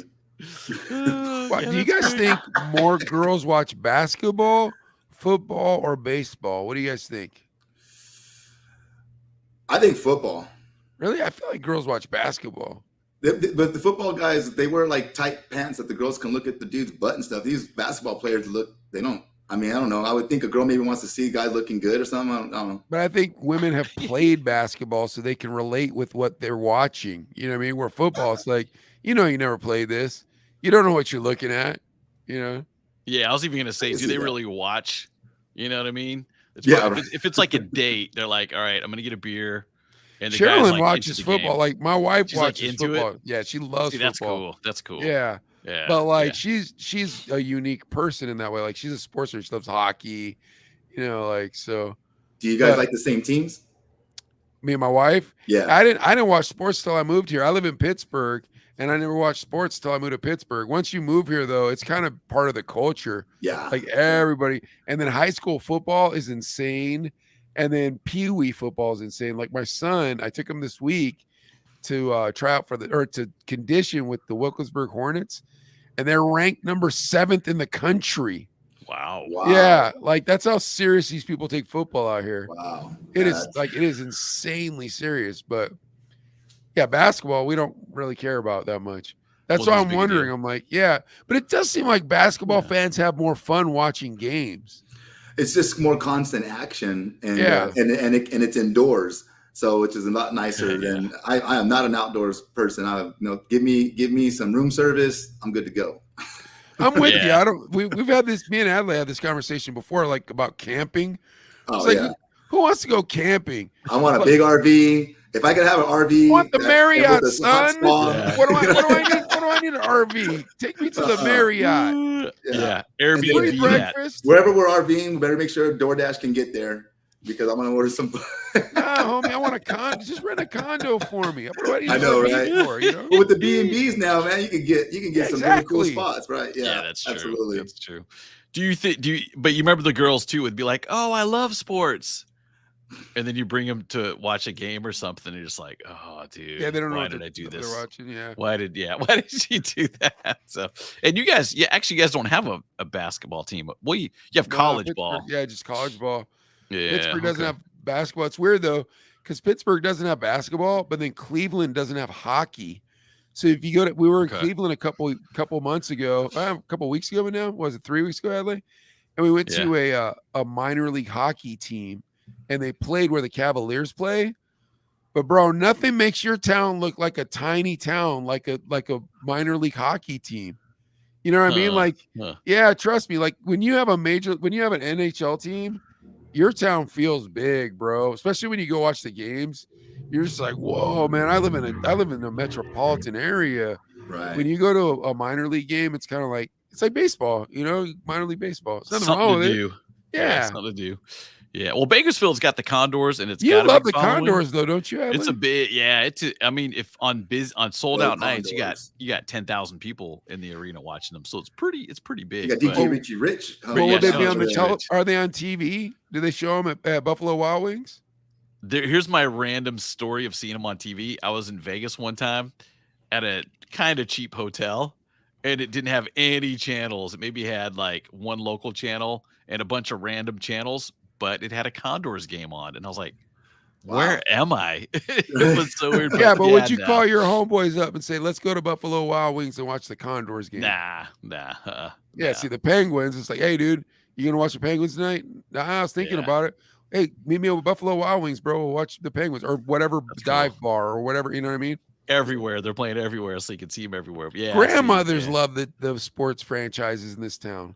Like grandmothers love the Steelers. Grandmothers know the full lineup of the Steelers. So it's cool. it's a different kind of place. But basketball, you're correct. We don't have it. That's the thing. Yeah. So for a little while, they had the Lakers coming down, and they were doing like their pre-training, pre-camp. They're like that'd be D-League. sweet. Yeah. And so even like this when Lamar Odom was still on the team, it was a while back, and they actually came down and we went and watched a couple of the scrimmage games and things. That was pretty cool. But that was The Jam, the Bakersfield Jam, right? Yeah, that's right. That's right. Yeah, I remember that. It was hard to get tickets because it was in a small. It was only like 300 seats or something, right? It was really small. No. The one I was at the convention center when they had came down. Oh, the actual Laker game. Yeah. Yeah. Okay, I do remember that too. Okay, yeah, I got it mixed up. That's right. Okay, cool. All right, let's. Yeah, you guys want to squeeze in one more story? Two more stories. I Two feel more like I have stories. time for. Go for it. Okay, you want to do the pizza delivery man? Yeah, let's do that one. Want to do that one? Okay, let's do it. All right, so this one, there's a pizza delivery man, and he's being hailed as a hero for his quick thinking actions that led to the capture of two car theft suspects. Tyler Morrell was delivering a pizza for Coco's Pizzeria and Pub in the city of Aston, Pennsylvania, when he was caught in the middle of a car chase. A car just came up doing like 75. He beached on the side of this person's lawn and almost took out a couple cars. Morrell recalled in an interview. He says, quote, I started walking towards the road, but I couldn't do anything with my hands because I'm holding the pizza. So I just stuck my leg out, he added. The video shows one of the suspects crashed to the ground after Morrell stuck his leg out while keeping the pizza safe. The man curses at Morrell before police pounce on him. Brookhaven chief of police said Morrell's actions helped them arrest both suspects. He gave us the help we needed. By tripping him, it gave us the time to catch up with the suspects. Now they were able to arrest a 17-year-old and a 19-year-old. They're facing the charges on it. And the pizza delivery guy Morrell says, I'm so sick of seeing crime go on, especially half a mile down the road. So if they needed a hand or foot, I was there. And he actually set up a GoFundMe and was trying to get $500 so he could start Morrell's Cheesesteak Company, his own business. But he actually raised $4,466 in just a couple days. So is that a hero? I think so. Dude, what's up with all this crime nowadays, you guys?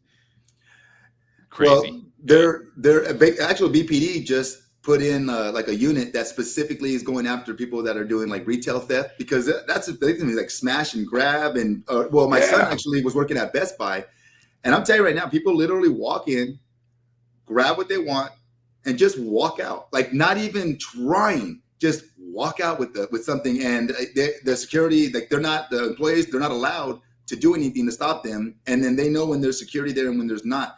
And that's it. And it's totally like, I think they just get deemed with some small little misdemeanor if it ever even comes to that point. So and that's in catch and release too. Catch and release too. Yeah, exactly. But now they've got a unit though, and they've had like 40, 50 arrests since it's been going on, and they're focusing on that. So, there just needs to be more changes in the laws. People are taking advantage of it. They know they can do it, get away with the slap on the wrist. And it's like, the companies are getting hurt. The employees are getting hurt. It's just too lax on the laws. Walmart's closing stores in these places, and you're just kind of like, well, why are we closing? It's like, well, dude, we can't stay in business. There's no, we can't do it and lose money because people are just robbing us all the time and everything. So that's a shame. I was even at the 99-cent store, my son and I, one day after church. We stopped by, just I don't know what for, but we're waiting in line. There's only one cashier. There's 30 people in line. Like, oh my gosh, dude. And the poor guy's trying to keep up. And sure enough, right behind him, a guy just has a full cart of stuff. Just walks right behind him. It just walks right out the door. And I'm like, dude, nobody's going to try to stop that guy. Is all. Just me, bro. There's they do it all the time. They do it all the time. And you're like, why am I paying? Why am I paying for stuff? We are paying for it. When we go and you pay the full price, that price is included in there. Yeah. So it's just like, it's insane. It's crazy. It's sad. Dude, I've never had anybody try to steal from us except for once. And I chased him outside. I was going to beat this guy. I was so mad. And Gavin, he's my employee. He got in between the two of us because I was so angry. I was screaming. The cops were right across the street too. Mother effing this guy. I have my knife out. I'm going to cut you. All this stuff, dude. And he didn't even steal that much stuff either. He just stole like a little, like I probably paid $28 for it. And it belonged to Gavin. It was Gavin's mod, little tiny mod. But it was the principle. I was so angry that this dude has stolen from me. Yeah, I had a situation. I was in Marina Del Rey Monday. Went down. I'm going to be DJing a wedding next month on a yacht. And so went down to go take a look at it. And I'm pretty excited about that first one. So, and it's a good friend of mine. But they say, DJ Swift. After a certain amount, they don't let them back in the store. Huh. So they go to about $5 before that amount. Yeah, exactly. They stop. They know where that amount is. And then even then, it's like, oh, you're not going to let me steal more stuff from you? There's Yeah. another spot 2 doors down. So I guess I'll start there, which is sad. I mean, I'm not saying it's right. It's just awful and everything too. Wait, but- tell us this yacht story countdown. Yeah, I was go ahead. wrapped up. Sorry. in yeah. that. Go ahead. Well, we went down there to go, go check it out. Buddy of mine, Rick Herrera's getting married, him and Angel, and got to go check out the location. So we go and get some grub, and we go to this place called Egg Slut, and it was pretty good. Just good little egg sandwiches and bacon. It had some truffle, garlic. Oh, nice. The hash browns. I mean, it was yummy, right? So we're sitting there, and this homeless guy walks in, and he's just dirtiest. He's got his shirt open, just nasty, everything. And he grabs the creamer, and it's a metal can of the creamer. And he had asked for water, and they were busy, so they were going to get it, but they had to wait his turn. And he just starts guzzling down the creamer. And so the employee's like, come on, man, whatever, right? And so, and he was going to put it down and then just walk out, which is like, it's annoying, but, like, whatever, just get out. Well, then he turns around and the guy decides he's just going to take the creamer with him. So he grabs the can of the creamer and starts to walk out the door and walks right out. And I don't know, it just something clicked. I was burnt. I got up, I went out, followed him. I said, hey, and he turned around and I just grabbed it and he kind of handed it to me. I think I kind of caught him on surprise. And as soon as he handed it to me though, and he kind of like, I don't know, got his wits back, he cussed at me, he said something, and I was turning around to go back in, and I just turned right back around and followed right up to him, and he just turned around, walked off, said, no, I didn't say nothing, and then walked off. I was like, don't come back, and I had some choice words for him, of course, but then I walked back in, and I gave them back their creamer, and they were all applauding, and they're happy and everything. And I didn't do it for that, of course. I get so irritated when people just take advantage of other people, or even it's like, I understand that guy, who knows about his situation, but that was just malice. That was just like, that's not, there's no reason to do that. And I don't know. And then being in bars and clubs, I do a lot of bar and club gigs, and you see people when they're, really, really, really faded or whatnot. And sometimes they can get out of hand. And, I can't see people, I can't sit there and watch something happen and somebody being hurt or taken advantage of. So I won't sit there, and I'll definitely make a move. And so, yeah, I don't know. We need more people like that. Like the guy we're talking about, the hero dude, he stuck his leg out. Yeah, and then there was another video where a person's running and they just let the person go by, and the officer's like, hey, and the person says, what? I don't need help. It's like, maybe that's the kind of attitude we need change in our society. It's a social thing, I think. Danny P blames a lot of it on the pandemic. Danny P really thinks a lot of it had to do with the pandemic. I don't know. I can kind of see the correlation there. Like, it seems like before pandemic, things weren't as insanely nuts as they are now. Well, I think that a lot of things got highlighted that probably was there, but we weren't really, tripping on it or thinking about it or seeing it. But I think a lot of things, because we got crunched down, held down, that as things opened up, everybody just started more focusing on different, things going on. But I don't think it was any. What I can say is, I think the pandemic definitely made it worse, but it was definitely there. Yeah, the homeless situation in California, it's like, dude, we got to do something about this.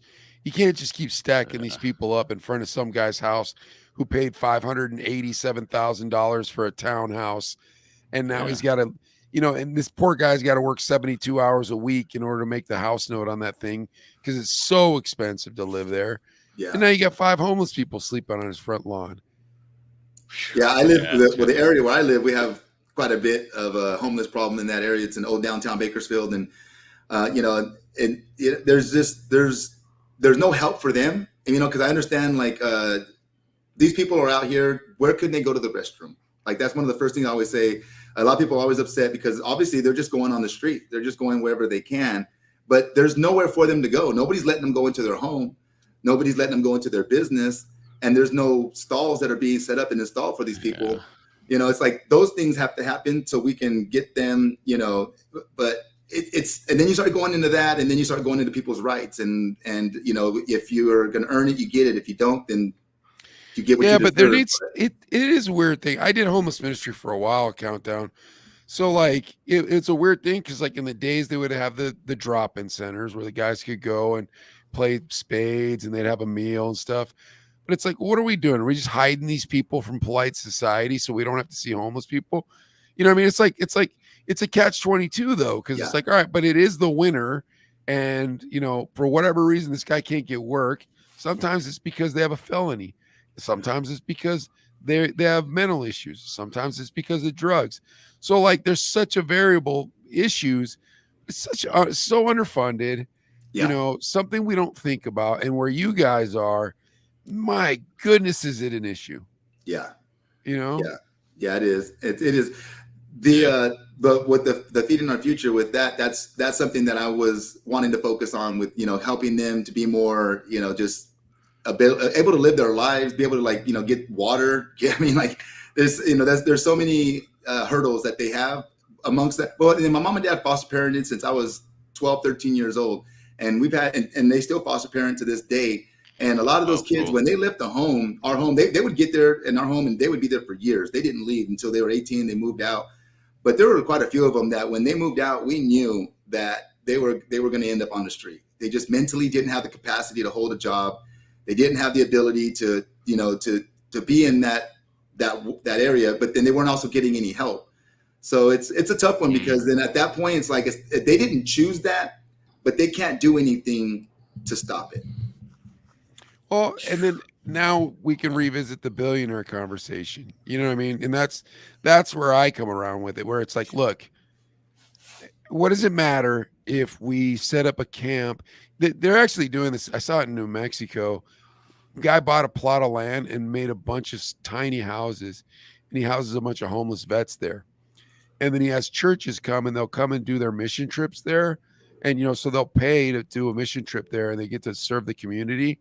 But then it also generates revenue for the camp. But then at the same time, like they'll have a little farm there, and then, you know, they'll rent out the auditorium to people who want to do concerts there and stuff. So it can generate revenue.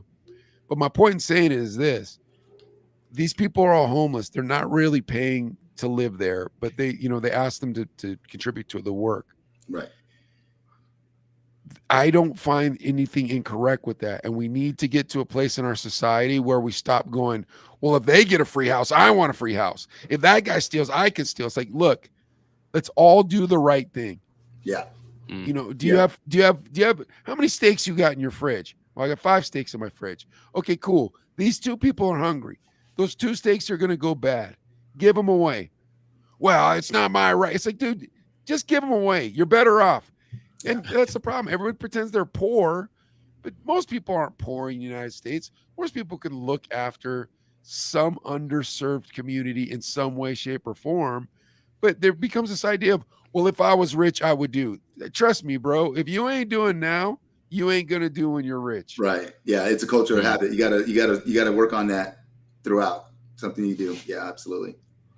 So, but yeah, I mean I think that's what frustrates me, and it's horrible where you guys are. It's horrific, you know. And and it's hard because like you don't want to be insensitive. You don't want to be like, look at those subhumans. That's insensitive. But you might not have the answer. You know, I'm not equipped like that. You know what I mean? Yeah. Rick agrees. Well, the hard part is that those people are damaging property, catching buildings on fire.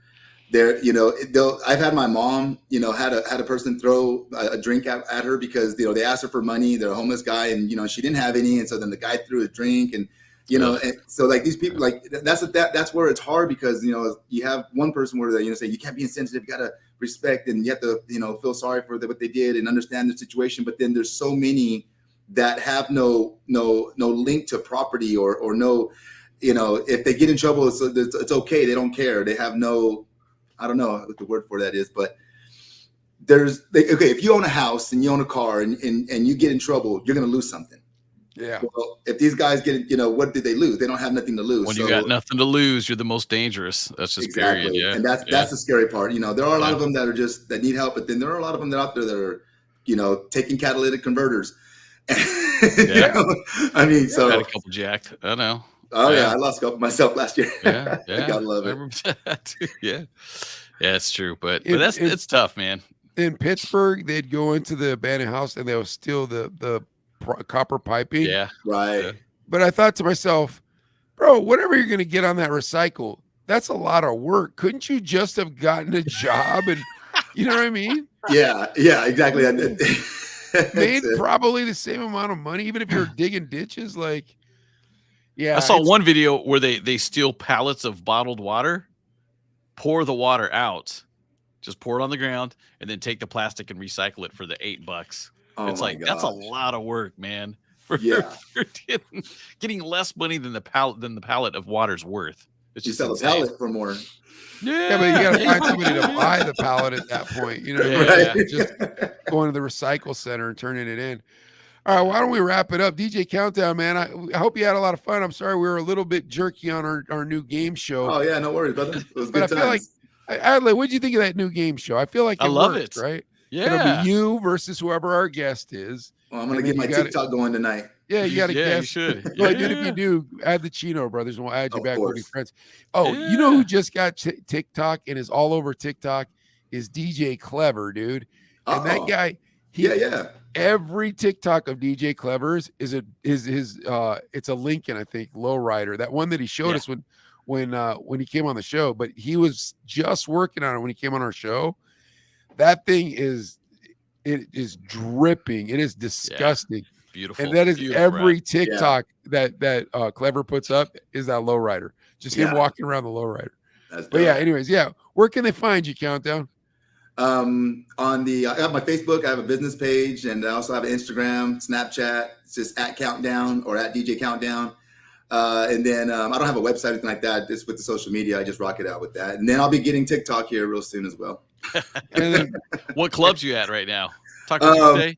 Yeah, so Tuesday I'm at the Trap. It's over here in Oildale. Wednesday night I do Rockin' Wings, and then I finish off at McMurphy's. Tonight I'm here. I'll be wrapping up, going over to O'Henning's. It's another spot out here in Oildale. And then I'm actually got an office out here in Oildale that I just acquired. So I'm gonna be using it, just a little front small office, to do more recording and do more, testing my equipment and storing it here instead of storing it in my car or my basement. yeah. Okay. Yeah, and then Friday You have a night, this basement? Friday. Yeah, I know. It's an old house, like a 120-year-old house. Dang. Friday night, I'm at the Druids Lodge. I'll be down there this Friday night, yeah. And then And I that's do once a DJing month. and karaoke, so you do both. Yeah. Now, the only karaoke I do is just the Wednesday night. I was doing karaoke like 3 or 4 nights a week. But How do you see your kids, man? You're working every single night, bro. But I'm home all day, and my kids are homeschooled. Oh, so you're just okay. DJing. I got Oh you. yeah, I don't have a day. There's This is no all day I job. do. I got you. Okay, cool. Okay. Cool. So I get to see them all day long. They get to see me at least. So, and then Very cool. it fluctuates. It'll go from when I'm working 4 or 5 days a week, and then things happen. Next thing I'll be down to 1 or 2 nights a week, and you just kind of roll with the flow. Because I always have my weekend gigs too. So my private events and other companies that I work with, Freestyle, SK Entertainment, and stuff like that. So Okay. yeah, Okay. Man, God has blessed you with a nice Cool, man. career where you get to be with the kids. I'm very enjoy happy, your brother. life. I'm so happy. Yeah. Yeah, and still get to do You what guys, you love, I man. mean, like, you guys hit me up, bro. Like, you don't even understand. Like, I've seen so many of my other DJ friends on, that you guys redeemed and Mickey Rock and all them and stuff. And then when you hit me up, I was like, whoa, like, all right, I'm there, brother. Well, I'm sorry. Yeah. It was such a chaotic show. I apologize, Countdown, with my house flooding and then us not you having know our what? new game show all A wrapped perfect up. wedding, you don't ever remember it. Oh yeah, I guess you're right. You don't remember this show. Yeah. And everybody that I talked to about, he's like, yeah, Countdown. He's a good dude, man. You got to get him on. So that's why I was like, I got it. Yeah, I want to get this guy on. So Thank you guys. thanks, I man. appreciate Very it. cool. Oh Very man, we cool. definitely And, appreciate you being on. Stick around in the green room for a little bit, Countdown. And everybody, thank you so much for watching the Chino Brothers. And thank you for putting up with my voice tonight, because I know it sounds like a old lesbian woman. All right. We'll see you next time. Don't forget to follow us. Thanks, everybody. Bang. Thank you guys.